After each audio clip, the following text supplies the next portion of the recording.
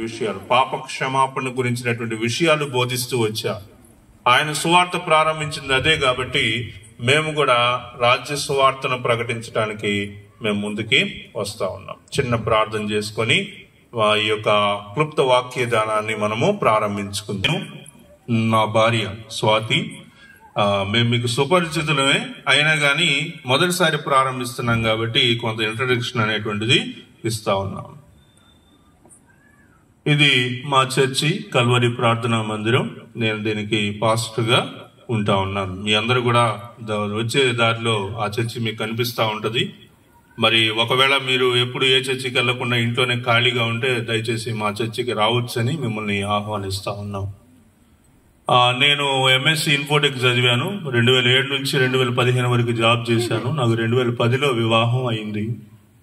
మా నాన్నగారు అమ్మగారు, మా నాన్నగారు అమ్మగారి గురించి మీకు అన్ని విషయాలు క్లియర్గా తెలుసు. నాన్నగారు మొదట లెప్రసీ డిపార్ట్మెంట్లో డాక్టర్గా కర్నూలులో జాబ్ ప్రారంభించారు. ఆ జాబ్కి రిజైన్ చేసి ఇక్కడ ఒంగోలులో సేవ చేయడానికి వచ్చారు. మా కుటుంబంలో మేము మొత్తం 4 అండి. మొదట అక్క, బావ, వాళ్ళు విజయవాడలో సేవ చేస్తారు. తర్వాత నేను, స్వాతి, తర్వాత మా చెల్లి ఎస్తేరు, మా బావగారు ఫిలిప్ కుల్దీప్ బాస్ గారు, ఆయన ఒంగోలులో సేవ చేస్తూ ఉన్నారు. మా తమ్ముడు పవిత్రన్. నేను రక్షింపబడింది 2001 సంవత్సరంలో నేను రక్షింపబడ్డాను. ఆ తర్వాత నేను నీటి మూలంగా బాప్తిస్మం తీసుకున్నాను. సురేష్ వంగూరి అన్న వాక్యాల ద్వారా నేను ఇంకా ఎక్కువ నేర్చుకుంటా ఉన్నాను. మరి దేవుడు నాకు 2014 నుంచి సేవా పిలుపుని ఇచ్చారు. 2014 సంవత్సరం నుంచి నేను దేవుని యొక్క సేవలో ఉంటా ఉన్నాను. PTH ట్రైనింగ్ కూడా నేను పూర్తి చేశాను. ఇది మా సేవా పరిచర్యలు. మా సేవా పరిచర్యల కొరకు, సంఘం కొరకు ప్రార్థించండి. మీకు ఏదైనా ప్రార్థన అవసరం ఉంటే, నేను ఎవరు? మొదటి ప్రశ్న ఏంటి? నేను ఎవరు? రెండో ప్రశ్న, నేను ఎక్కడి నుండి వచ్చాను? నేను ఎక్కడి నుండి వచ్చాను? మూడో ప్రశ్న, ఇక్కడ ఎందుకున్నాను? ఇక్కడ నేను ఎందుకున్నాను? నాలుగో ప్రశ్న, ఎక్కడికి వెళ్తాను? ఈ 4 ప్రశ్నలకి మీరు సమాధానాన్ని నాకు చెప్పాలి, లేదా నేను చెప్పేటువంటి వాక్యం ద్వారా మీరు ఈ సమాధానాలు వినాలని కోరుతా ఉన్నాను. ఏంటి 4 ప్రశ్నలు? ఏంటి? నేను ఎవరు? నేను ఎక్కడి నుండి వచ్చాను? ఇక్కడ ఎందుకున్నాను? ఎక్కడికి వెళ్తాను? ఎక్కడికి వెళ్తాను? ఈ 4 ప్రశ్నలను మనం ఈరోజు నేర్చుకుందాం. మొదటి ప్రశ్న ఏంటి? నేను ఎవరు? నేను ఎవరు అంటే, నేను దేవుని సృష్టిని, అంటే దేవుడు తన స్వహస్తాలతో నన్ను చేశాడు. నేను ఎవరిని చెప్పండి? దేవుని యొక్క సృష్టిని. దేవుడు ఏం చేశాడు? నన్ను ఆయన యొక్క స్వహస్తాలతోటి నన్ను చేశాడు. ఇక ఆది కాండంలో ఉన్నటువంటి వచనాలు ఏవి నేను చదవదలుచుకోవట్లేదు, మీకు అన్ని విషయాలు తెలుసు కాబట్టి. ఆయన ఏం చేశాడు? దేవుడు మన స్వరూపమందు మన పోలిక చొప్పున నరులను చేయుదము అన్నాడు. కాబట్టి మనలను ఆయన తన యొక్క వాక్కు ద్వారా ఆయన మట్టి తీసుకొని, నన్ను అందరూ అవమానిస్తున్నారు, నన్ను అందరూ హేళన చేస్తున్నారు, నేను బతకడం కంటే చావటమే మేలు, ఇలా రకరకాలుగా అనుకుంటా ఉంటారు. కానీ మనలను దేవుడు పుట్టించడానికి దేవునికి ఒక ప్రణాళిక ఉంది. ఆయన యొక్క ప్రణాళికలో ఏం కనిపిస్తుందంటే, నాయకత్వపు లక్షణాలే కనిపిస్తున్నాయి. ఆయన మనలను తోకగా ఉంచేటువంటి పరిస్థితి కనిపించట్లే, ఇక్కడ తలగా ఉంచేటువంటి పరిస్థితులే మనకి కనిపిస్తా ఉన్నాయి. కాబట్టి మనం ఏలటం కోసం, తర్వాత ఫలించి అభివృద్ధి పొందటం కోసం, విస్తరించటం కోసం, భూమిని నిండించటం కోసం, దాన్ని లోపరుచుకోవటం కోసం, ఇంకా ఏదైనా తోటలో ఆదాము అవ్వ కొరకైతే సేద్యపరుచుటకు, దానిని కాయుటకు మరి దేవుడు మనలను పెట్టాడు. కాబట్టి ఈ భూలోకంలో మనకొక పర్పస్ ఉంది, ఉందనే విషయాన్ని మనం గ్రహించాలి. దేవుడు మనిషిని ఎందుకు సృజించాడు? మరలా అదే వచనం, నా నిమిత్తము. ఇక్కడ అపోస్తల కార్యము 22వ అధ్యాయం 15వ వచనంలో చూద్దాం. దేవుడు మనల్ని ఎందుకు సృజించాడు అనే విషయానికి ఒక అర్థాన్ని మనం గ్రహిస్తూ ఉన్నాం. నా నిమిత్తము నేను నిర్మించిన జనులు, నా నిమిత్తము నేను నిర్మించిన జనులు. ఎవరి కోసం నిర్మించుకున్నాడు దేవుడు? ఆయన కోసం మనలను నిర్మించుకున్నాడు. నా స్తోత్రమును ప్రచురము చేయుదురు. మనం ఎందుకు ఈ భూలోకంలో ఉన్నామంటే ఆయన నామ స్తోత్రాన్ని మనము ప్రచురము చేయటానికి. దేవుడు బలవంతుడు, శక్తిమంతుడు, కృప కలిగిన వాడు, ప్రేమ కలిగినటువంటి వాడు. ఆయనను మనము స్తోత్రము చేయడానికి. తర్వాత యెషయా గ్రంథం 43:21 సత్క్రియలు చేయుటకై క్షమించండి, ఎఫెసీ 2:10 సత్క్రియలు చేయుటకై మనం క్రీస్తు యేసునందు సృష్టింపబడిన వారమై ఆయన చేసిన పని అయి ఉన్నాము. కాబట్టి మనం ఎందుకు జన్మించాము, లేకపోతే దేవుడు మనల్ని ఎందుకు తయారు చేశాడు, ఈ భూలోకంలో మనిషి యొక్క పని ఏంటి అనేది దేవుని కోణంలో మనం ఆలోచించినప్పుడు మనం మొదట దేవుని స్తోత్రం చేయటానికి, తర్వాత సత్క్రియలు చేయటం కొరకు, ఇంకా మనము అపోస్తుల కార్యం 22:15 ప్రకారము నీవు కన్న వాటిని గూర్చియో విన్న వాటిని గూర్చియో సకల మనుషుల ఎదుట ఆయనకు సాక్షివైయుందువు. ఇక్కడ సౌలుగా ఉన్నటువంటి పౌలు అప్పుడే ఆకాశంలో కలిగినటువంటి దర్శనాన్ని చూసిన తర్వాత అప్పుడు దేవుడు ఆ సౌలుతోటి మాట్లాడుతూ ఉంటాడు. ఆ మాట్లాడేటువంటి విషయంలో చెప్తా ఉన్నాడు, మనం ఆయనకు ఏమవ్వాలండి? సాక్షులమై ఉండాలి. ఇక్కడ ఈ భూలోకంలో మనం మొదటిగా ఈ రోజు నేను మీకు ప్రారంభంలో చెప్తున్నటువంటి వాక్యంలో మొదట దేవుడు ఎవరు, మనిషి ఎవరు, దేవుడు మనిషి ఏంటి అనే కొన్ని విషయాలు, బేసిక్ పాయింట్స్ మనకు తెలిస్తే వాటిని బేస్ చేసుకొని తర్వాత మనం ఇంకా వేరే వర్తమానాలు మనం నేర్చుకోవడానికి వీలవుతుంది అన్నమాట. అందుకని ఈ రోజు మనం ఏం స్టార్ట్ చేశామంటే నేనెవరు, ఎక్కడి నుంచి వచ్చాను, ఇక్కడ ఎందుకున్నాను, ఎక్కడికి వెళ్తాను అనేటువంటి కొన్ని విషయాలు మనం నేర్చుకుంటా ఉన్నామన్నమాట. కాబట్టి మనం దేవునికి సాక్షిగా ఉండటం కొరకు ఆయన మనలను నిర్మించుకున్నాడు అనేటువంటి విషయాన్ని మనం తెలుసుకుంటా ఉన్నాం. ఏంటిది? ఏంటో మాది సుమతి. మనం ఆయనకు సాక్షిగా ఉండాలి అనేటువంటి దానికోసం కదా మనల్ని నిర్మించుకున్నాడు. ఏ సాక్షిగా ఉండటం కొరకు ఆయన నిర్మించుకున్నాడు? ఏ విషయం కొరకు మనం సాక్షిగా ఉండాలి? దేనికోసమమ్మా? నీకు జరిగిన అన్యాయం నిమిత్తం, నాకు జరిగిన అన్యాయం నిమిత్తం, మనందరికి జరిగినటువంటి ఒక గొప్ప అన్యాయం ఒకటి జరిగింది మనకి. అన్యాయం జరిగిందా లేదా అనేటువంటి విషయం కొరకు మనం సాక్షిగా ఉండటం కొరకు మనము అడగాలన్నమాట. కాబట్టి ఇక్కడ వాక్యంలో మనం చూసినప్పుడు చూడండి, తండ్రి అయినటువంటి దేవుడు న్యాయమూర్తి అంటే జడ్జి. ఓకే, మీరు ఊహించుకోండి, తండ్రి అయినటువంటి దేవుడు జడ్జిగా, కుమారుడైనటువంటి ప్రభువు న్యాయవాదిగా, మనందరం సాక్ష్యం చెప్పవలసిన వారిగా ఉంటాం. అర్థమైందా? అక్కడ జడ్జిగా తండ్రి కూర్చున్నాడు, లాయర్గా ఎవరు కూర్చున్నారు? లాయర్గా ఎవరున్నారు? యేసు ప్రభు వారు ఉన్నారు.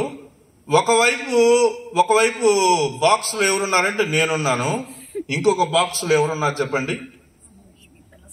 ఎవరున్నారు? సాతాన్, అపవాది ఉన్నారు. అవతల వైపు ఎవరున్నారు?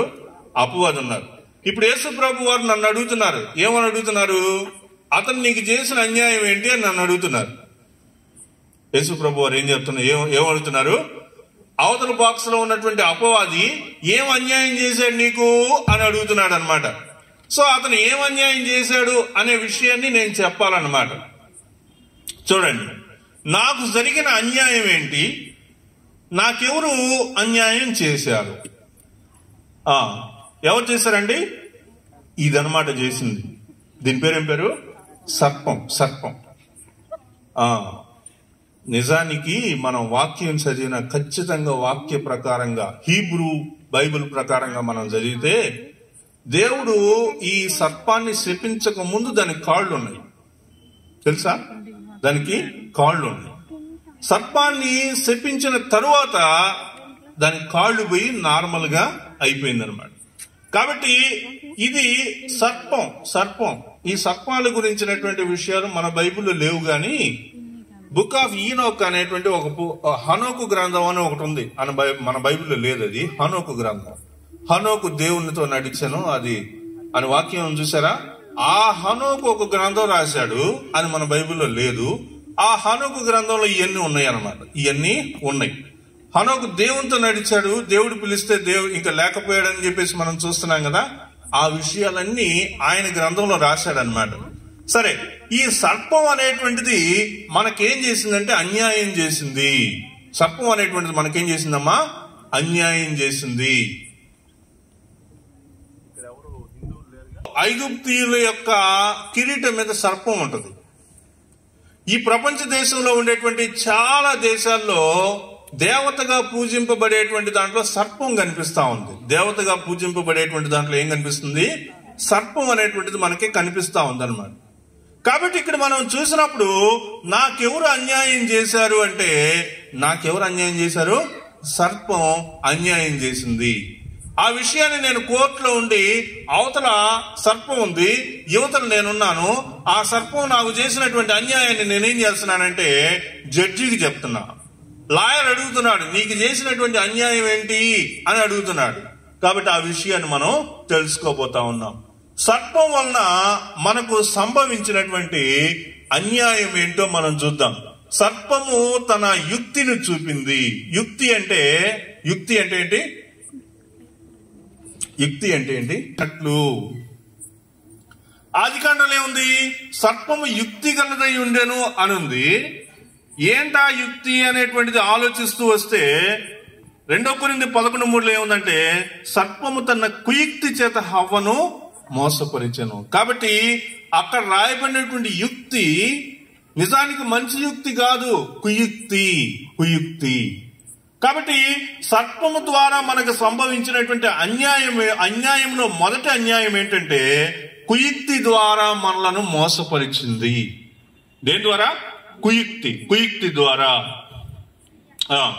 దేవుడు తన రూపంలో తన గుణాలతో మనలను దీవించి అన్నిటినీ ఏలమని చెప్తే సర్పం మనలను దాస్యత్వమునకు గురి చేసింది. ఇది అన్యాయమా కాదా?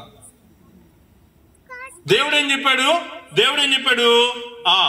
ఆయన రూపంలో ఆయన గుణాలతోటి మనల్ని దీవించి అన్నిటినీ ఏలమని చెప్పాడు. అన్నిటి మీద నాయకుడు అయి ఉండు, అన్నిటినీ ఏలు, అన్నిటి మీద నువ్వు అధిపతి అయి ఉండు, అన్నిటినీ లోపరుచుకో, అన్నిటికి పైగా నిన్ను ఉంచుతున్నాను అని చెప్తే ఈ యొక్క సర్పం ఏం చేసింది? మనను దాస్యత్వమునకు గురి చేసింది. ఇలా చేయటం న్యాయమా అన్యాయమా? అన్యాయమే కదా. కాబట్టి ఆ అన్యాయం అనేటువంటి విషయాన్ని మనం ఇప్పుడు చూస్తా ఉన్నాం. దేవుని ద్వారా ఆశీర్వాదం వచ్చింది, సర్పం ద్వారా శాపం వచ్చింది. మన జీవితాలను మనం పరిశీలన చేసుకున్నప్పుడు దేవుడి నుంచి మనకు కలిగేది అంతా కూడా ఆశీర్వాదమే. దేవుడి నుంచి శాపం అనేది మనకు కలగదు. దేవుని ద్వారా శాపం అనేది రానే రాదు. శాపం అనేది మనకు వచ్చింది అంటే అది దేని ద్వారా వస్తుంది? అపవాది లేదా సర్పము ద్వారా మనకి వస్తుంది. ఈ వచనాలను మనం అనుసరించి చూసినప్పుడు ఆదికాండం 1:26, 28, 2:15, ఇటువైపు ఆదికాండం 3:6-24 ఉన్నటువంటి వచనాలు మనం చూస్తే దేవుడు మనల్ని ఫలించటానికి, అభివృద్ధి పొందటానికి, విస్తరించటానికి, దాన్ని నిండించటానికి, లోపరుచుకొని ఏలటానికి ఇన్ని విషయాలుగా ఆయన మనను దీవిస్తూ వస్తే, ఆశీర్వదిస్తే, ఇక్కడ సర్పం ఏం చేశాడంటే ఆజ్ఞను అతిక్రమించేలా చేశాడు. రెండోది దిగంబరత్వాన్ని చూపించాడు. ఏంటిది? దిగంబరత్వాన్ని. వాళ్ళు తప్పు చేశామని తెలుసుకున్నప్పుడు వాళ్ళకున్నటువంటి ఆ సిగ్గు అనేటువంటిది ఎరిగినటువంటి స్థితి పోయినప్పుడు, వాళ్ళు సిగ్గు అనేటువంటిది తెలిసినప్పుడు వాళ్ళు ఆకులు కచ్చడములు పుట్టించుకొని వాటితోటి తొడుక్కొని ఉండేటువంటి పరిస్థితి మనం చూస్తా ఉన్నాం. కాబట్టి అపవాది ద్వారా మనకు వచ్చింది ఏంటంటే శాపమే. అపవాది ద్వారా మనకు అన్యాయమే జరిగింది. అది ఏంటంటే ఆజ్ఞాతిక్రమణ, అంటే దేవుడిచ్చినటువంటి ఆజ్ఞను మనం విస్మరించేలా చేసింది. దిగంబరత్వాన్ని చూపించింది భయము. ఇంతకు ముందు చల్లపూట ప్రభు వారు వచ్చినప్పుడు ఆ ఏదైనా తోటలో ఆదాము అవ్వ ప్రభుతోటి సంతోషంగా గడిపేవాళ్ళు. అప్పుడు దేవుని ఎడల భయం అనేటువంటిది లేదు. భయము లేదు అంటే భయం లేదని కాదు ఇక్కడ అర్థం. దేవుని మీద ఈ యొక్క పాపము ద్వారా వచ్చేటువంటి భయం లేదు, కానీ దేవుని యొక్క ప్రసన్నతను అనుభవించేటువంటి భయం అయితే ఉంది. కాబట్టి భయం అనేటువంటిది కలిగింది, మోసపుచ్చినటువంటి స్థితి కనిపిస్తుంది, కుయుక్తి కనిపిస్తుంది, శాపం కనిపిస్తా ఉంది. ప్రియులారా, మనం చూస్తే సర్పము యుక్తి, కుయుక్తి ద్వారా శాపం వచ్చింది. శాపం ద్వారా ఆదాము అవ్వ ఏమవ్వాల్సి వచ్చిందమ్మా? ఆ తోట నుంచి బయటికి ఎల్లగొట్టబడవలసినటువంటి పరిస్థితి వచ్చింది. మరి ఈ విషయాలన్నీ మంచి విషయాలా, చెడ్డ విషయాలా?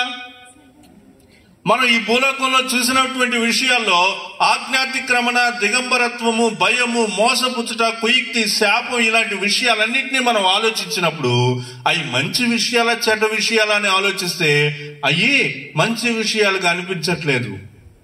అవన్నీ కూడా తప్పు చేసినటువంటి వాళ్ళలో మనం చూసేటువంటి విషయాలుగా కనిపిస్తా ఉన్నాయి. అంటే అపవాది ద్వారా మనకి వచ్చినటువంటి విషయాలు. ఈ యొక్క మనం వాక్యంలో చూసినప్పుడు సర్పము అనేటువంటి దాని ద్వారా మనం సంపాదించుకున్న, లేకపోతే మన మీదకి పంపబడినటువంటి, మన మీదకి వచ్చినటువంటి విషయాలు ఏంటంటే ఇవే అని మన వాక్యము తెలియజేస్తా ఉంది. మరి దేవుని యొక్క ఏదేను తోటను మనం చూస్తా ఉన్నాం. సర్పము లేదా అపవాది ఏదేనులోనికి ఎలా వచ్చింది? అంతే కదా. దేవుని యొక్క పరిశుద్ధమైనటువంటి దేవుని యొక్క సృష్టి ఆయన 6 రోజులు అంతా చేసి 7వ రోజును విస్మరించి ఇంత పకడ్బందీగా చేసినటువంటి సృష్టిలోనికి అపవాది అసలు ఎలా వచ్చాడు? అపవాది ప్రవేశించడానికి కారణం ఎక్కడుంది అనే విషయాన్ని మనం గమనిస్తే ఆదికాండం 1వ అధ్యాయంలోనే ఉంది. ఆదియందు దేవుడు భూమి ఆకాశములను సృజించెను, కానీ భూమి ఏమైంది? నిరాకారంగా, శూన్యంగా మారింది. దేవుడు భూమిని తయారు చేస్తే దాన్ని నిరాకారంగా, శూన్యంగా మారుస్తాడా? దేవుడు ఎంతో పవిత్రంగా, ఎంతో అందంగా, ఇంత బాగా దేవుడు తన భూమిని తయారు చేస్తే దాన్ని నిరాకారంగా, శూన్యంగా ఎవరు చేశారు? కాబట్టి ఆ విషయాన్ని మనం గ్రహించాలి. ఇక్కడ మనం చూసినప్పుడు ప్రకటన గ్రంథం 12వ అధ్యాయం 9వ వచనం చూసినప్పుడు, కాగా సర్వలోకమును మోసపుచ్చుచు అపవాది అనియు సాతాను అనియు పేరు గల ఆది సర్పమైన ఆ మహాఘట్ట సర్పము పడద్రోయబడెను. అది భూమి మీద పడద్రోయబడెను, దాని దూతలు దానితో కూడా పడద్రోయబడిరి. ప్రియులారా, మనం ఇక్కడ గమనించాల్సిన విషయం ఏంటంటే పరలోకంలో కూడా ఒక యుద్ధం జరిగింది. సామెతల గ్రంథంలో నుంచి, యెషయా గ్రంథంలో నుంచి మనం చూసినప్పుడు అక్కడ మనకి ఈ విషయాలన్నీ క్లియర్ గా తెలుస్తాయి. నేను క్లుప్తంగా చెప్తా ఉన్నాను. ఇక్కడ మనం చూసినప్పుడు సర్పము లేదా అపవాది ఎందుకు పడద్రోయబడింది? సర్పము లేదా అపవాది ఎందుకు పడద్రోయబడింది చూసినప్పుడు వాక్యంలో అంతటా పరలోకమందు యుద్ధము జరిగాను. పరలోకంలో ఏం జరిగింది? యుద్ధం జరిగింది. ఆ యుద్ధంలో మికాయేలును అతని దూతలను ఆ ఘట సర్పముతో యుద్ధము చేయవలని ఉండగా ఆ ఘట సర్పమును దాని దూతలను యుద్ధము చేసిరి గాని గెలవలేకపోయారు గనక పరలోకమందు వారికి స్థలము లేకపోయాను. ప్రియులారా, నేను చెప్తున్నటువంటి ఈ మాటలు దేని గురించి చెప్తున్నానంటే ఏదేను తోటలోనికి అపవాది ఎలా వచ్చాడు, ఈ అపవాది ఎవరు అనే విషయాన్ని మనం జాగ్రత్తగా ఆలోచిస్తే భూమి పుట్టక మునుపు భూమిలో ఉండేటువంటి మట్టిని రవ్వంతా కూడా తయారు చేయక మునుపే దేవుని యొక్క రాజ్యం ఉన్నది. ఆ దేవుని రాజ్యంలో ఎవరున్నారు అంటే దేవుడున్నాడు. కోటాను కోట్ల దూతలు ఉన్నారు. ప్రతిరోజు దూతలు దేవుని యొక్క నామాన్ని స్తుతిస్తూ ఉన్నారు. అయితే వాళ్ళలో ఒక దూత ఉన్నాడు. ఆ దూత ఈ కోటాను కోట్ల దూతలందరూ దేవుణ్ణి చూస్తూ ఆయన నామాన్ని ఆయన సన్నిధిలో సంతోషంగా గడుపుతూ ఉండేటువంటి పరిస్థితిని ఆ ఒక ప్రధాన దూతగా చెప్పబడినటువంటి లూసిఫర్ అనేటువంటి దూత తట్టుకోలేకపోతున్నాడు. ఏం చేస్తున్నాడు? తట్టుకోలేకపోతున్నాడు.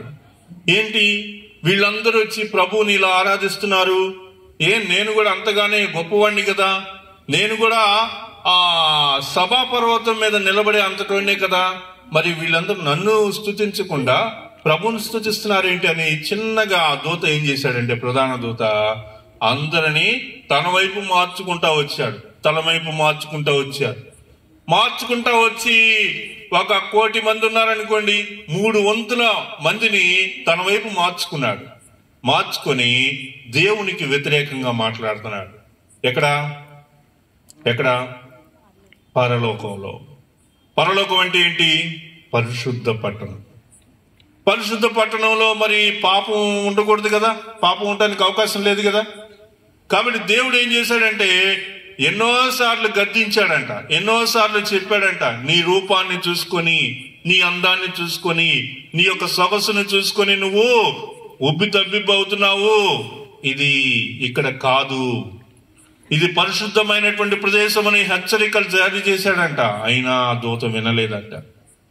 అందుకని దేవుని యొక్క చిత్తానికి, దేవుని యొక్క మాటలకి లోబడనొల్లనటువంటి వాడిగా ఉండటం వలన దేవుడు యుద్ధం ప్రకటించాడు. మరి ఇక్కడ పరలోకమందు యుద్ధము జరిగెను. మికాయేలును అతను దూతలను ఆ ఘట సర్పముతో యుద్ధము చేయవలనని ఉండగా ఆ ఘట సర్పము దాని దూతలను యుద్ధము చేసిరి, కానీ గెలవలేకపోయిరి. ప్రియులారా, ఇక్కడ మనం చూస్తున్నటువంటి వాక్యంలో యుద్ధం అయితే జరిగింది. ఆ యుద్ధం జరిగినప్పుడు ఒక పెద్ద విస్ఫోటనం చెందింది.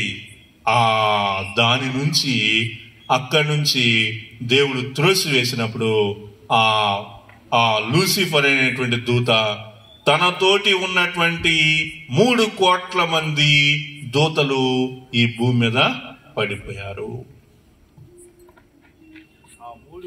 దేవదూతలు ఈ భూలోకంలో ఆయా దేశాల్లో, ఆయా పట్టణాల్లో వాళ్ళే దేవతలుగా వాళ్ళని మార్చుకున్నారు.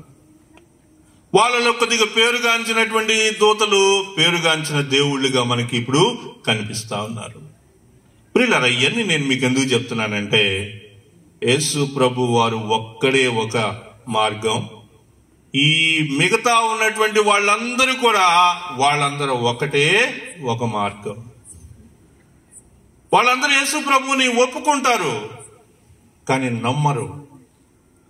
యేసు ప్రభువుని మాలో ఉన్నటువంటి దేవతల్లాగా ఆయన కూడా ఒక దేవుడేలే అనటానికి ఒప్పుకుంటారు కానీ ఆయన ఒక్కడే దేవుడు అని చెప్పడానికి ఒప్పుకోరు. కాబట్టి ఆ 3 కోట్ల మంది దేవదూతలు ఆ లూసిఫర్ అనేవాడు అక్కడి నుంచి కిందకి పడద్రోయబడ్డాడు. పడద్రోయబడినప్పుడు నిటారుగా కిందకు పడిపోయినప్పుడు భూమి మీద పడవేయబడ్డాడు. భూమి మీద పడవేయబడినప్పుడు భూమి ఏమైంది? నిరాకారంగా, శూన్యంగా మారిపోయింది. అంటే ఏదేనులో దేవుడు తన యొక్క సృష్టిని 6 దినముల సృష్టిని చేసేటువంటి సమయంలో కూడా అపవాది ఈ భూలోకంలో ఉన్నాడు. అపవాదే కాదు, అపవాది యొక్క దూతలన్నీ కూడా ఉన్నాయి. అవన్నీ ఇప్పటికి ఏం చేస్తున్నాయి తెలుసా? ఆయన యొక్క సృష్టిని, దేవుడి చేసినటువంటి పవిత్రమైనటువంటి సృష్టిని ఏం చేస్తారండి? వాళ్ళు దాన్ని తప్పుగా మారుస్తా ఉంటారు. అదే చేసే పని. ఏం చేస్తారు? వాళ్ళందరూ చేసే పని ఒకటే, దేవుడు ఏం చేస్తే దానికి వ్యతిరేకంగా చేస్తారు. అందుకే దేవుడు ఏం చెప్పాడంటే, మీరు ఈ పండు తినేటువంటిదే, ఈ పండు నేను చెప్పినటువంటి ఈ మధ్యలో ఉన్నటువంటి ఈ తోట వృక్షాలు ఏదైనా తినొచ్చు, కానీ ఈ మధ్యలో పెట్టినటువంటి ఈ చెట్టు పండుని మీరు తినేటప్పుడు తింటే వెంటనే చచ్చిపోతారని చెప్పాడు. అప్పుడు అపవాది ఏం చెప్పాడంటే, మీ చావరని చెప్పాడు. అర్థమైందా నేను చెప్పింది? కాబట్టి దేవుడు ఒక మార్గాన్ని చెప్తే అపవాది దాన్ని కంప్లీట్ గా వ్యతిరేక మార్గాన్ని చూపుతాడు. మనిషి దానికి లొంగిపోయాడు. మనిషి ఏం చేశాడు? దానికి లొంగిపోయాడు. మనిషి దేవుడు ఎంతో గొప్పగా చేయాలని, అన్నిటి మీద నాయకుడిగా ఉండాలని, అన్నిటిని ఏలాలని, అన్నిటి కొరకు అన్నిటికి యజమానిగా ఉండాలని కోరుకున్నాడు. అపవాది ఏం చేశాడు? అన్నిటికీ దాసోహం అవ్వాలని చేశాడు. దేని ద్వారా? ఆజ్ఞను అతిక్రమించటం ద్వారా. కాబట్టి అపవాది లేదా సర్పం ఎందుకు త్రోయబడ్డాడో, ఎందుకు ఏదైనా తోటలోకి వచ్చాడో, ఎలా వచ్చాడో, ఈ విషయాలు మీరు ఈరోజు గ్రహించారని చెప్తా ఉన్నాను. నా 4 ప్రశ్నల్లో రెండవ ప్రశ్న, ఎక్కడి నుండి వచ్చాను? నేను ఎక్కడి నుండి వచ్చాను? చెప్పండి అమ్మా. నేను ఎక్కడి నుండి వచ్చాను చెప్పండి. దేవుడు నన్ను చేశాడు, మట్టితోటి చేశాడు. మట్టితోటి చేసిన తర్వాత ఎక్కడికి వచ్చాము? ఇక్కడ నేను చెప్తున్నటువంటి వచ్చాడు అని చెప్పేటువంటి విషయం దేని గురించి అంటే, ఇక్కడికి ఒంగోలుకి మిత్ర ఎలా వచ్చాడు అనేది నేను చెప్పాలనుకుంటున్నా. మీరు అది కొద్దిగా గమనించండి. ప్రపంచ పటం కదా ఇది, ప్రపంచ పటమేనా? ఆదాము దగ్గర నుంచి ఏం జరిగిందంటే, బాబేలు గోపురం దగ్గర వాళ్ళందరూ ఏం చేశారంటే, ఒరే మనం ప్రపంచం అంతా చెల్లా చెదరైపోవటం ఎందుకు, మనందరం కలిసి ఒక పెద్ద గోపురం కట్టుకొని దాని మీదే ఉందామని అనుకున్నారు. దేవుడు అక్కడ ఏం చేశాడంటే భాషలు తారుమారు చేశాడు. బాబేలు గోపురం దగ్గర భాషలు తారుమారు చేశాడు. బాబేలు గోపురం దగ్గర నేను అంటే నా పూర్వీకులు అనేవాళ్ళు ఉన్నారు. తర్వాత నేను ఎక్కడికి వచ్చానంటే ఇరాన్ దేశం వచ్చాను. వాక్య ప్రకారంగా ఉన్న మాటలు చెప్పట్లేదు, వాక్యంలో ఉన్నటువంటి మాటలకి ఇప్పుడు ఉన్నటువంటి పేర్లు చెప్తున్నా. ఇరాన్ దేశానికి వచ్చాడు. ఇరాన్ దేశం నుంచి ఎక్కడికి వెళ్ళామంటే ఐథియోపియా దేశం వెళ్ళాం. ఎక్కడికి వెళ్ళాం మనం? ఇండియాలో నేనున్నాను అంటున్నానంటే నేనే కాదు, మీరందరూ కూడా, మీ పూర్వీకులైనటువంటి వాళ్ళందరూ కూడా. ఐథియోపియా దేశం నుంచి ఏ నాగరికతలో కలిసాం మనం? ద్రవిడ నాగరికతలో కలిసాం. ద్రవిడ నాగరికతలో చేరినటువంటి భారతీయులం అయ్యాం. ఆ తర్వాత మనం ఏమయ్యామంటే ఇక్కడ తెలుగు వాళ్ళము అయ్యామన్నమాట. సో నేను ఎక్కడి నుంచి వచ్చాను అంటే, నేను వచ్చింది కూడా ఆదాము దగ్గర నుంచే వచ్చాను. నేను వేరే మతాల నుంచి లేకపోతే వేరే వాళ్లకు పుట్టినటువంటి పరిస్థితుల నుంచి నేను రాలా.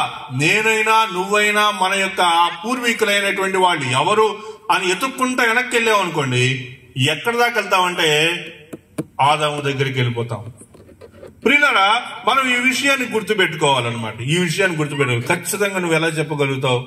అక్కడి నుంచి వచ్చామని ఎలా చెప్పగలుగుతావు అంటే, ఖచ్చితంగా నేను చెప్పలేకపోవచ్చు, కానీ ఆదాము దగ్గర నుంచి వచ్చాననేది మాత్రం అది మాత్రం నిజం.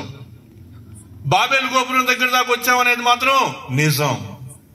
అక్కడి నుంచి భాషలు తారుమారు అవటం వలన అక్కడి నుంచి మనం ఆయా దేశాల మీదుగా వచ్చి ఏమయ్యామంటే భారతదేశంలో ఇక్కడికి వచ్చి నివసిస్తున్నాం. ఈ మధ్యలో జరిగిన విషయాల్లో ఒకవేళ రాంగ్ ఇన్ఫర్మేషన్ ఉండొచ్చేమో కానీ ఆ మొదటి 2 విషయాలు, ఈ 2 విషయాలు మాత్రం ఖచ్చితం. కాబట్టి నేను ఎక్కడి నుంచి వచ్చాను అంటే, నేను ఎక్కడి నుంచి నా యొక్క జీవితం ప్రారంభమైందంటే ఆదాము దగ్గర నుంచి నా జీవితం ప్రారంభమైంది. మూడవ ప్రశ్న ఏంటి? మూడవ ప్రశ్న, ఇక్కడ ఎందుకున్నాను? ఇది చాలా ముఖ్యమైనటువంటి మాట. ఇక్కడ ఎందుకున్నాను? మనం ఎందుకున్నాం? మనం ఎందుకు ఈ భూలోకంలో మనిషిగా మనం జీవిస్తున్నాం? పోయిన జన్మలో మనం ఎవరు అని చెప్పండి అమ్మా. పోయిన జన్మలో మనం ఎవరు అని చెప్పండి. ఎవరు? మనకి వేరే జన్మ అంటూ లేదు, గుర్తుపెట్టుకోండి. ఈ భూలోకంలో మనిషికి ఒకే ఒక జన్మ. నేను పోయిన జీవితం అనేది నాకు లేదు, ఇంకొక జీవితం అనేది భూమి మీద నాకు ఉండదు. ఒకే ఒక్క జీవితం. ఈ భూలోకంలో నేను ఒకే ఒక్క జీవితం కలిగి ఉంటాను. మీరు కూడా ఈ భూలోకంలో ఒకే ఒక్క జీవితం కలిగి ఉంటారని మీరు గుర్తుపెట్టుకోండి. ఇక్కడ ఎందుకు ఉన్నాను అనేటువంటి విషయం చాలా ముఖ్యమైనటువంటి విషయం. ఇది మనం అర్థం చేసుకోకపోతే ఈ జీవితానికి ఇంకా అసలు ఏంది అనేది కూడా మనకు తెలియదు అనమాట. చూడండి ఏం చూస్తా ఉన్నారు ఇక్కడ ఎందుకు ఉన్నాను, ఈ భూలోకంలో నువ్వేం చదువుతున్నావు అనేది ముఖ్యమైన విషయం కాదు. ఈ భూలోకంలో నువ్వు వివాహం చేసుకున్నావా లేదా అనేది ముఖ్యమైనది కాదు. ఈ భూలోకంలో నీకు పిల్లలు ఉన్నారా లేదా అనేది ముఖ్యమైన విషయం కాదు. ఈ భూలోకంలో నువ్వు ఏం తిన్నావు అనేటువంటిది ముఖ్యమైన విషయం కాదు. అసలు ప్రాముఖ్యమైనటువంటి ఒక విషయం ఏంటంటే, ఈ మధ్యలో ఉన్నాం మనం. అక్కడ ఇటు ఒకళ్ళు ఉన్నారు, ఇటు ఒకళ్ళు ఉన్నారు, ఈ మధ్యలో మనం ఉన్నాం. ఎక్కడున్నాం మనం? భూమి మీద ఉన్నాం. ఎక్కడున్నాం? భూమి మీద ఉన్నాం. దేవుడు ఈ భూలోకంలో మొత్తం సెర్చ్ చేస్తా ఉంటే, ఏ హ్యూమన్స్ ఏ persons a complete life is 73 అని ఉంది. ఒక మనిషి యొక్క పూర్తిగా బతకగలిగినటువంటి ఒక మంచి జీవితం ఎంత అంటే 73. అంతకంటే ఎక్కువ బలం ఉంటే మనం వాక్యంలో చూస్తున్నాం కదా, 80 సంవత్సరాలు 90 సంవత్సరాలు కూడా బతికేదానికి అవకాశము ఉంది. పిల్లరా, ఇక్కడ మనం చూస్తా ఉన్నటువంటి విషయం ఏంటంటే, ఒకవేళ 73 సంవత్సరాలే పూర్తి జీవితం అనుకుంటే, అంతకంటే ఎక్కువ బతుకుతున్న వాళ్ళు కూడా ఉన్నారనుకోండి. 73 అనేటువంటి ఒక నెంబర్ని నేను చెప్తే, దేవుడు మనకి 2 విషయాలు ఎదురుగా పెట్టి ఎన్ని సంవత్సరాలు గడువిస్తున్నాడు ఒక మనిషికి? దాదాపుగా 70 నుంచి 80 సంవత్సరాల వయసు లేదా 100 సంవత్సరాల లోపు వయసు మనకి ఇస్తున్నాడు. ఎన్ని విషయాలు మన ఎదురుగా పెట్టాడు? 2 విషయాలు మన ఎదురుగా పెట్టాడు. ఏంటా విషయాలు అంటే, అపవాది చేసిన అన్యాయాన్ని నువ్వు చూసావు కదా. ఈ భూలోకంలో అపవాది లేదా సర్పము లేదా మహాఘట సర్పము, సైతాను అని చెప్పబడినటువంటి వాడు ఏదైనా తోట నుంచే నీకు చేసినటువంటి అన్యాయం నువ్వు చూసావు కదా. ఇంతటి అన్యాయం చేసినటువంటి అతని వైపు వెళ్తావా, నా వైపు వస్తావా? ఈ భూమి మీద మనం ఎందుకున్నాము అంటే, ఒకే ఒక డెసిషన్ తీసుకోవడం కోసం దేవుడు మనల్ని 100 సంవత్సరాల కాలం ఉంచాడమ్మా. ఈ భూలోకంలో మనల్ని ఇంతకాలం ఎందుకు ఉంచాడు అంటే, కేవలం ఒకే ఒక విషయం ఏంటంటే, ఇటు వెళ్తావా ఎంచుకోవటం కోసం. కాబట్టి అపవాది నీకు అన్యాయం చేయడమే కాకుండా శాశ్వతంగా నిన్ను దేవునికి దూరం చేసి నిత్య నరకానికి కారకుని చేస్తుంది. నిర్ణయం నీదే. ఈ భూలోకంలో మనకు దేవుడు ఇచ్చినటువంటి జీవిత కాలాన్ని మనం పరిశీలన చేసుకుంటూ మనం ఏమనుకుంటున్నామంటే, ఈ 10th క్లాస్ అయిన తర్వాత ప్రభువుని నమ్ముకుంటా, ఇంటర్ అయిన తర్వాత ప్రభువుని నమ్ముకుంటా, డిగ్రీ అయిన తర్వాత నమ్ముకుంటా, ఉద్యోగం వచ్చిన తర్వాత నమ్ముకుంటా, పెళ్లి అయిన తర్వాత నమ్ముకుంటా, పిల్లలు పుట్టిన తర్వాత నమ్ముకుంటా, ఇప్పుడు ఆడవాళ్ళు పెంచుకోవాలి కదా, వాళ్ళు పెరిగిన తర్వాత నమ్ముకుంటా. ఇంక ఈ విధంగా మనం ఏం చేస్తుంటామంటే, ఈ చాయిస్, ప్రభువు అనేటువంటి చాయిస్ తీసుకోవడం కోసం ఏం చేస్తున్నామంటే, సంవత్సరాల తరబడి మనం ఏం చేస్తున్నాము? కాలయాపన చేస్తున్నాము. ఇక నేను అడుగుతున్న ప్రశ్న ఏంటంటే, మనం నిజంగా దేవుడిచ్చిన కాలం ఎంతో మనకు తెలుసా? ఈ భూలోకంలో నేను ఎన్ని దినాలు బ్రతుకుతాను అనేటువంటి విషయం మీకు క్లియర్ గా తెలుసా? తెలీదు. ఏ రోజు మనకి ఎప్పుడు ఏం జరుగుతుందో తెలీదు. ఒక ఆయన ఉన్నాడు, చాలా అందంగా ఉంటాడు, ఫోటోగ్రాఫర్. ఆయన స్టూడియో పెట్టాడు. ఆయన స్టూడియోకి వెళ్ళి చూస్తే అన్ని ఫోటోలు ఆయనయే, డిఫరెంట్ యాంగిల్స్ లో ఉంటారు. అసలు ఆయన కొంతమంది తీసుకెళ్తారు కూడా, మోడల్కి ఫోటోలు తీసుకోవడానికి ఆయన తీసుకెళ్తారు. అర్థమైందా? ఒకసారి ఆటోలో కెమెరాలు పెట్టుకుని వస్తున్నాడు, వెనక నుంచి లారీ గుద్దింది. గుద్దటం మొహం మాత్రం ముందుకు వచ్చి ఆటోలో అద్దానికి పగిలిపోయి అట్నే ముందుకు పడ్డాడు అన్నమాట. అద్దం పగిలి అద్దంలో నుంచి బయటకు వచ్చి కింద పడ్డాడు. బాడీ అంతా బాగుంది, ఫేస్ కే సర్జరీ చేశారు. ఇప్పుడు మనిషిని మనం ఆ పాత ఫోటోలో చూడలేం. కాబట్టి ఈ రోజు నేనేం చెప్తున్నానంటే, రేపు అనేటువంటి రోజు ఉందో లేదో మనకు తెలియదు. రేపు అనే రోజు ఉందా? మనకు భవిష్యత్తు తెలియదు. నేను ఖచ్చితంగా ఇన్ని రోజులు బతుకుతాను అని చెప్పలేం మనం. మా నాన్నగారు 84 సంవత్సరాలు బ్రతుకుతారని అనుకున్నాం. ఆయన 73 సంవత్సరాలకి చనిపోతే చాలా బాధపడ్డాం. ప్రభువా, మా నాన్న ఎందుకయ్యా ఇంత ఎర్లీగా తీసుకున్నావు? ఆయన ఇంకా 11 ఏళ్ళు బతకొచ్చు కదా ప్రభువా, ఇంకా సేవ చేయాల్సిన పరిస్థితులు ఉన్నాయి కదా ప్రభువా అని మేము ఎంతో గోజాడాం. కానీ దేవుని చిత్తమే. ఈ భూలోకంలో నిన్ను ఉంచింది నేను ఎందుకు ఇక్కడ ఉన్నాను అనే విషయాన్ని నువ్వు ఆలోచిస్తే 2 విషయాలు నీ జీవితంలో. ప్రభువుని అంగీకరిస్తావా, అంగీకరించవా? ప్రభువుని అంగీకరించను అని చెప్తే ఎవరిని అంగీకరించానని అర్థం చెప్పండి? సాతాన్ని అంగీకరించేశాను అని చెప్పడం. కాబట్టి దేవుడు నీకు ఇచ్చినటువంటి జీవితంలో నువ్వు అపవాది వైపు ఉంటావా లేకపోతే దేవుని వైపు ఉంటావా? ఆలోచించుకో. దేవుడు నీకు ఇచ్చిన ఈ జీవితంలో నీకు నిత్య జీవం దయచేయగల ప్రభువు ఆయన చేసిన త్యాగాన్ని బట్టి ఆయన్ని అంగీకరిస్తావా లేదా? బై డిఫాల్ట్ మనిషికి ఉన్నటువంటిది ఏంటంటే చావు, మరణం, నరకం అనేది మనం పుట్టకతోనే మనకు ఉన్నాయి అన్నమాట. అర్థమైందా? వాటి నుంచి బయటపడటం కోసం మనకు ప్రభువు కావాలి. గుర్తుపెట్టుకోండి, నేను పాపంలో లేను కదా, నేను పాపం చేయట్లేదు కదా అని చాలా మంది అనుకుంటారు. ప్రభువుని నమ్మకపోవటమే పాపంలో ఉన్నట్టు అర్థం అన్నమాట. మరి ఈరోజు ఈ మొదటి మీటింగ్ లో మీరు ఇక్కడ చేరి వచ్చినందుకు వందనాలు. ఒకసారి మీరు ఆలోచించుకోవాలమ్మా, నా జీవితం ప్రభువుతోటి ఉందా లేదా? నా జీవితం ప్రభువుతో లేదు అంటే ఎవరితో ఉన్నట్టు అర్థం? అపవాదితో ఉంది అని అర్థం, అంతే. లేదు, నేను అపవాది వైపు లేను, దేవుడి వైపు లేను, మధ్యలో ఉన్నానని చెప్పడానికి లేవు. ఒకటే చాయిస్, ప్రభువుని నమ్మావా లేదా? నా నాలుగో ప్రశ్న ఎక్కడికి వెళ్తావు? సరే, యేసు ప్రభు నమ్ముకుంటే ఎక్కడికి వెళ్తావు? ఒకవేళ నమ్ముకోకపోతే ఎక్కడికి వెళ్తావు? కొంతమంది ఏం చెప్తారు తెలుసా? హాస్పిటల్లో బెడ్ మీద ఉంటారు.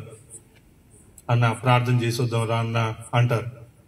సరేనని బెడ్ మీద ఇంకా ఒక 2-3 రోజులు చచ్చిపోతాడు అనగా పోయి ప్రార్థన చేస్తాం. ప్రభువా, ఈయన కరుణించయ్యా, ఈయన్ని రక్షించయ్యా అని ప్రార్థన చేస్తాం. వాళ్ళు ఆయన చనిపోయిన తర్వాత వాళ్ళు ఏం చెప్తారు తెలుసా? లాస్ట్ మినిట్ లో ప్రభువుని అంగీకరించాడంట, లాస్ట్ మినిట్ లో ప్రభువుని ఒప్పుకున్నాడంట అని చెప్తారు. ఇంతకాలం ఉందగా, ఎంతకాలం ఒప్పుకోలేదే? మరి దేవుడు దాన్ని అంగీకరించడు. ఎందుకు అంగీకరించడో చెప్పనా? నువ్వు వేషధారి.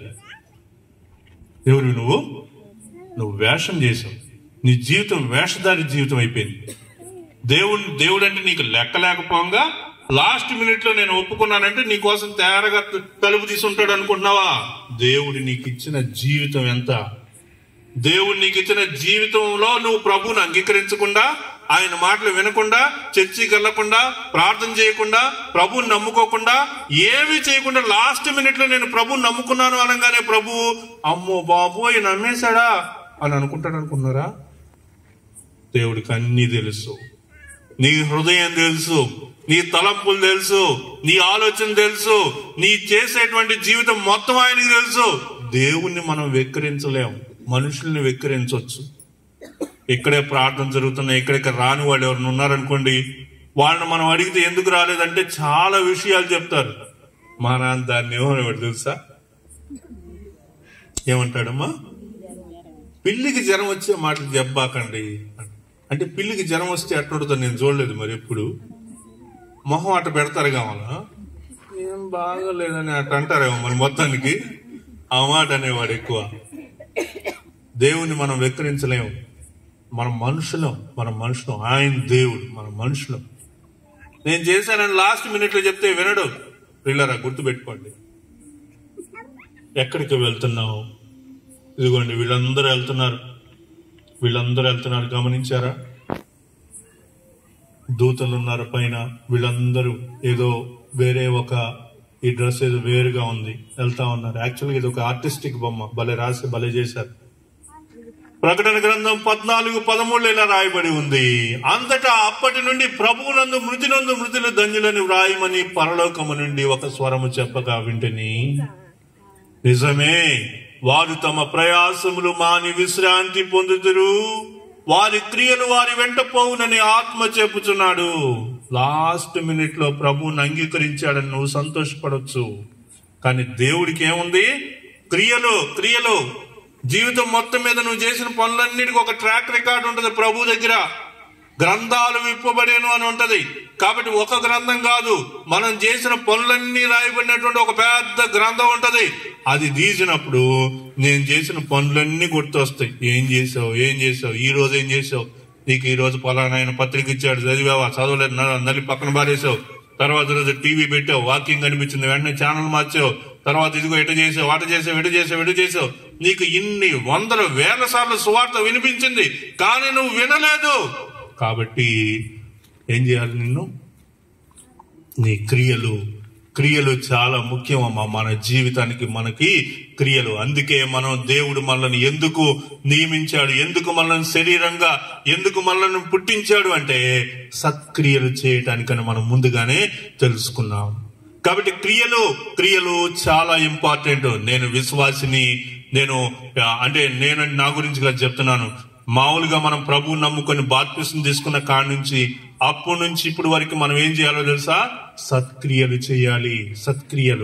సత్క్రియలు లేకుండా మనం విశ్వాసిగా జీవించిన ఉపయోగం లేదని గుర్తుపెట్టుకోండి. చివరిగా లూకా సువార్త 16వ అధ్యాయము 19 నుంచి 31 ఉన్నటువంటి వచ్చిన భాగాల్లో ధనవంతుడు లాజరు గురించినటువంటి విషయాలు మనకు కనిపిస్తాయి. ధనవంతుడు ఈ భూలోకంలో సుఖంగా సంతోషంగా జీవించాడు, లాజరు అయితే కురుపులతోటి జీవించాడు. మరి లాజరు మృతి పొందినప్పుడు దూతలు వచ్చి ఆయన్ని తీసుకెళ్లారు. ధనవంతుడు కూడా చనిపోయాడని రాయబడి ఉంది, కానీ ధనవంతుడిని దూతలు ఎత్తుకెళ్లారని చెప్పలేదు. ఆ దీన దరిద్రుడైనటువంటి లాజరు చనిపోయినప్పుడు దూతలు వచ్చి ఆయనను తీసుకుని పోయారు. అప్పుడు ఆ ధనవంతుడు ఆ నరకంలో అగ్నిలో కాలుతూ అక్కడ చెప్తా ఉన్నటువంటి మాటలు నేను చెప్తా ఉన్నాను. అప్పుడు అతడు తండ్రి అయిన అబ్రహాం ఆ తండ్రి, అలాగైతే నాకు 5 సహోదరులు ఉన్నారు అడగబోయాడు అనమాట. ఆ నరకంలో ఉన్నాడు. నరకంలో ఉన్నప్పుడు ఎదురుగా అబ్రహాం కనిపిస్తా ఉన్నాడు. అతను రొమ్ముని లాజరు ఆనుకొని ఉన్నాడు. ఈ పరిస్థితి అంతా చూసి, అయ్యా నాకు ఇంకా 5 సహోదరులు భూలోకంలో ఉన్నారు, వాళ్ళు ఏం చేస్తున్నారు? వారు ఈ వేదనకరమైన స్థలమునకు రాకుండా, మా ఇంట్లో మా ఆయన రక్షింపబడ్డాడు, మా పిల్లలు ఎవరు ప్రభుని నమ్ముకోలేదు, వాళ్ళ దగ్గరికి ఎవరినన్నా పంపించయ్యా, ఎవరన్నా వెళ్ళి వాళ్ళకి ఏం చేయాలి? ఈ వేదనకరమైనటువంటి స్థలానికి రాకుండా వాళ్ళకి సాక్ష్యం ఇవ్వటానికి ఎవరినన్నా వాళ్ళ దగ్గరికి పంపమని చెప్పేసి బతిమలాడుతా ఉన్నాడు. అందుకు అబ్రహాం ఏమండి వాక్యం చెప్తున్నాడంటే ఏం చెప్తాడని చెప్తున్నారు, అంతేగాని దాంట్లో మారు మనసు పెద్ద కనిపించదు. కాబట్టి ఇక్కడ మనం ఏం గమనిస్తున్నామంటే, మృతుల్లో నుంచి లేచెళ్తే రక్షింపబడరు, మృతుల్లో నుంచి లేచెళ్తే వాము అక్కడ నరకం పెట్టుందంట, పరలోకం పెట్టుందంట అని చెప్పేసి రక్షింపబడరు. ఏం చేయాలా? మోషే ప్రవక్తలు ఉన్నారు, వాళ్ళ మాట వినాలి. ఇంకా ఏం చేయాలి చెప్పండి? మోషే ప్రవక్తలు చెప్పిన మాటలు వారు వినని ఎడలా మృతిలో నుండి ఒకళ్ళు లేచినను వాళ్ళు నమ్మరని చెప్పాను. కాబట్టి అద్భుత కార్యాలు చేస్తే రక్షణ జరగదు, గొప్ప గొప్ప సూచక్రియలు చేస్తే రక్షణ కలుగదు. ఏం చేస్తే రక్షణ వచ్చింది అంటే మోషే ప్రవక్తలు, అంటే దేవుని యొక్క వాక్యం చదవాలి. మనం రక్షింపబడ్డామంటే దేవుని యొక్క వాక్యం ద్వారా, వాక్యం మనల్ని సంధిస్తేనే మనం రక్షణ పొందుతాం. గాని అద్భుతాలు ఆశ్చర్య కార్యాల ద్వారా, వాటి ద్వారా మనకి రక్షణ కలుగదు. ఒకసారి మనం గనక అలా అనుకుంటే మనం పరిశీలన చేసుకోవాలి. చివరిగా, ఏలయనగా మనం ఇంకా బలహీనులమై ఉండగా క్రీస్తు యుక్త కాలమున భక్తిహీనుల కొరకు చనిపోయాను. ప్రియులరా, చూడండి, ప్రభు అయినటువంటి యేసుక్రీస్తు వారు మన కొరకు చేసినటువంటి త్యాగాన్ని మనము గుర్తు తెచ్చుకోవాలి. ఎప్పుడు ఈ రోజు మనం ఇక్కడ ఉన్నామంటే ఆయన మనకిచ్చినటువంటి రక్షణ వలననే మనం ఇక్కడ ఉన్నాం. మనందరం కూడా బలహీనులమై ఉన్నప్పుడు, బలహీనతలో ఉన్నప్పుడు, పాపములో ఉన్నప్పుడు, శాపములో ఉన్నప్పుడు, అపరాధములో ఉన్నప్పుడు, మన యొక్క జీవితము అంధకారమయములో ఉన్నప్పుడు సహితము ఆయన మనం ఇంకా బలహీనులమై ఉండగా క్రీస్తు యుక్త కాలమున భక్తిహీనుల కొరకు చనిపోయాను. మనందరము కూడా ఒకప్పుడు భక్తిహీనులమే. ఎప్పటికీ యేసుక్రీస్తును సొంత రక్షకుడిగా అంగీకరించినటువంటి పరిస్థితిలో ఉంటే ఇప్పటికీ మనము ఆ భక్తిహీనతలోనే ఉన్నాము. మన కొరకు ప్రభువారు యుక్త కాలమున భక్తిహీనులైనటువంటి మన కొరకు ఆయన చనిపోయారు. క్రీస్తు ప్రభువారు శిలువలో చేసినటువంటి త్యాగము మనకి నిత్య జీవాన్ని దయచేస్తా ఉంది. క్రీస్తు ప్రభువారు మన కొరకు చేసినటువంటి త్యాగాన్ని మనం నమ్మినప్పుడు నిత్య జీవమునకు మనము అర్హులమవుతాం. ఈ సాయంకాలం వేళ మీరందరూ కూడా ఒక్కసారి పరిశీలన చేసుకోవాలని కోరుతా ఉన్నాను. ఇంకా యేసుక్రీస్తుని ఎవరైనా సొంత రక్షకుడిగా అంగీకరించకుండా ఉన్నట్లయితే, ఇంకా ఎవరైనా ఇక్కడ ఉన్నటువంటి వారిలో ప్రభువుని అంగీకరించకపోయినట్లయితే ప్రభు వారు చేసిన త్యాగాన్ని గుర్తు తెచ్చుకోండి. మనం ఎందుకు ఇక్కడ ఉన్నాము, ఎక్కడి నుంచి వచ్చాము, మన దేవుడు మనల్ని ఎందుకు ఇక్కడ మనల్ని సృజించాడు, మనం ఇక్కడ ఎందుకున్నాము, ఎక్కడికి వెళ్తున్నాము అనేటువంటి విషయాన్ని మనం ఈరోజు తెలుసుకున్నాము కదా. పరిశీలన చేసుకుందాం. ప్రభువా, ఈ దినము ఈ సాయంకాలం ముందు ఈ సువార్త ద్వారా ప్రభువా, నేను ప్రభువా నాయన యేసయ్య నా జీవితాన్ని నీకు ఇస్తా ఉన్నాను. నేను నా సొంత రక్షకుడిగా నేను స్వీకరిస్తా ఉన్నాను. నా పాపాలు క్షమించండి, నా దోషాలు మన్నించండి. నేను నీకు శిష్యుడిగా మారుతానని నేను తీసుకున్నటువంటి తీర్మానము నిన్ను రక్షిస్తావు, తెలియజేస్తావు. దేవుడు తన పరిశుద్ధ వాక్యాన్ని మన యొక్క వినికిల్లో ఆశీర్వదించి దీవించును గాక. ప్రార్థన చేసుకుందాం. ఎవరైనా యేసుక్రీస్తుని సొంత రక్షకుడిగా అంగీకరించుటకు మీకు ఇష్టం ఉన్నట్లయితే కూడా మీ కొరకు ప్రార్థించడానికి మేము సిద్ధంగా ఉన్నామని తెలియజేస్తా ఉన్నాం. ప్రార్థన చేసుకుందాం. ప్రభువా, రాజా రక్షక నాయన యేసయ్య, నీ యొక్క మహా గొప్ప కృప చేత, దయచేత, ప్రేమ చేత ప్రభువా, ఈ శనివారం ఈ సాయంకాలం మందు ప్రభువా మామిడి పాలెంలో ప్రభువా, ఇదిగో తండ్రి ఈ ప్రాంతంలో ప్రభువా నాయన ప్రార్థన పెట్టడానికి మీరు చూపిన కృపకై వందనాలు, స్తుతులు, స్తోత్రాలు చెల్లిస్తా ఉన్నాము. వాక్యము వింటున్నటువంటి వారికి, విన్నటువంటి వారిలో ప్రభువా నాయన క్రీస్తు ప్రభు వారు చేసినటువంటి మేలు, ఆయన ఇచ్చినటువంటి ఆశీర్వాదము, ఆయన వలన వచ్చినటువంటి ఆ యొక్క దీవెనను మేము మరిచిపోతూ ఈ భూలోకంలో జరుగుతున్నటువంటి పరిస్థితులను, అపవాది ప్రభువానైనా ఎన్ని రకాలుగా మనుషుల్ని ఆడుకుంటున్నాడో వాటికి మేము బానిసలం అవుతూ ఉన్నాం. సోషల్ మీడియా ద్వారా బానిసలం అవుతూ ఉన్నాం, టీవీ ద్వారా బానిసలం అవుతూ ఉన్నాం, చెడు వ్యసనాల ద్వారా బానిసలం అవుతూ ఉన్నాం. ప్రభువా అయ్యా, ఈ రాత్రి కాలం వేళ నాయనా ఈ ప్రాంతంలో ఉన్న ప్రతి కుటుంబాన్ని మీరు దర్శించమని కోరుతూ ఉన్నాము. అయ్యా, మీ కృప చూపండి, మీ ఆశీర్వాదమును మీరు అందించండి, పాపికి రక్షణ మీరు అందించండి, రోగికి స్వస్థతను అందించమని కోరుతూ ఉన్నాం. ప్రతి ఒక్క వ్యాధిని యేసు నామములో బంధిస్తా ఉన్నాను తండ్రి. అయ్యా, మీ కృప చూపమని కోరుతూ ఉన్నాను. సమస్త మహిమాగంతా ప్రభావాన్ని మీకే ఆరోపిస్తూ యేసు నామం పేరిట ప్రార్థిస్తున్నాను తండ్రి. ఆమేన్.